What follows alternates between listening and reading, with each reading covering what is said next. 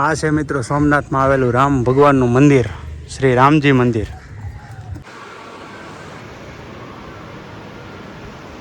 તો મિત્રો આપણે જવાનું છે ત્રિવેણી મહાસંગમ જોવા માટે. ત્યાં 3 નદીઓનો સંગમ થાય છે, હિરણ, કપિલા અને સરસ્વતી નદીનો. તો ચાલો જઈએ ને જોઈએ આપણે. તો મિત્રો અહીંયા ત્રિવેણી સંગમ 3 નદીઓનો સંગમ થાય છે, કપિલા, સરસ્વતી અને હિરણ્યા નદી. કપિલા અને સરસ્વતી ઓલી જગ્યાએથી આવે છે બંને નદીઓ, અને હિરણ્યા નદી છે તે આ જગ્યાએથી આવે છે મિત્રો. તો 3 નદીઓનો સંગમ મિત્રો આ જગ્યા પર થાય છે, એટલા માટે ત્રિવેણી સંગમ કહેવાય છે. જે આપણે સોમનાથમાં આવેલી છે, સરસ મજાની જગ્યા છે. અહીંયા ખૂબ જ મજા આવે છે. પક્ષીઓ પણ એટલા છે, અહીંયા કાગડા છે, પછી ઘણા એવા પક્ષીઓ છે જે અહીંયા વસે છે. તમે જુઓ મારી પાસે કંઈ ઘટે નહીં એટલા કબૂતર ને બગલા ને કાગડા. મસ્ત મજાની બોટિંગ પણ ચાલી રહી છે, તમે જોઈ શકો છો. અહીંયા બહુ જબરજસ્ત જગ્યા છે. એકવાર સોમનાથ આવો તો ત્રિવેણી સંગમ આવવાનું ભૂલતા નહીં મિત્રો, ખાસ કરીને આવજો.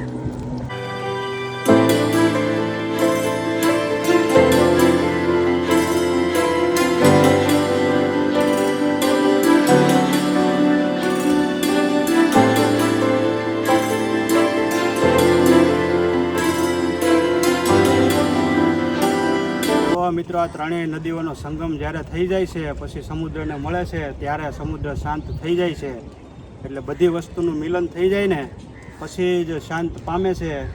નદીઓ પણ શાંત થઈ જાય છે અને સમુદ્ર છે તે પણ શાંતિ પામે છે. તો આવી રીતે કંઈક સરસ મજાની જગ્યા છે. આવજો, દર્શન કરજો. ત્રિવેણી સંગમનો મસ્ત મજાની જગ્યા છે, કાંઈ ઘટે નહીં એવી. તમે જુઓ મારી પાછળ. વાહ ભાઈ વાહ.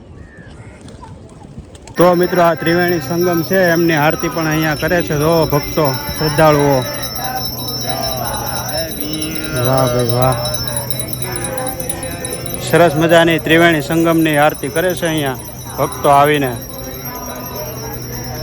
આ છે મિત્રો ગીતા મંદિર. અહીંયા મંદિરની દિવાલોમાં 700 શ્લોક ભગવદ્ ગીતાના કોતરાયેલા છે, અને મંદિરની અંદર ભગવાન શ્રી કૃષ્ણની મૂર્તિ સ્થાપિત છે. તો તમામ લોકો દર્શન કરી લેજો અને કોમેન્ટમાં જય શ્રી કૃષ્ણ લખી નાખજો. આ મંદિર ભગવાન શ્રી કૃષ્ણના મોટા ભાઈ બલરામજીને સમર્પિત છે. અહીંયા ભગવાન બલરામજીની પ્રતિમા સાથે રેવતી માતાની મૂર્તિ પણ જોવા મળી જશે. અને મિત્રો અહીંયા કૃષ્ણ અને બલરામના નિધનને મહાપ્રસ્થાનની ઘટનાઓની જોડાયેલી છે.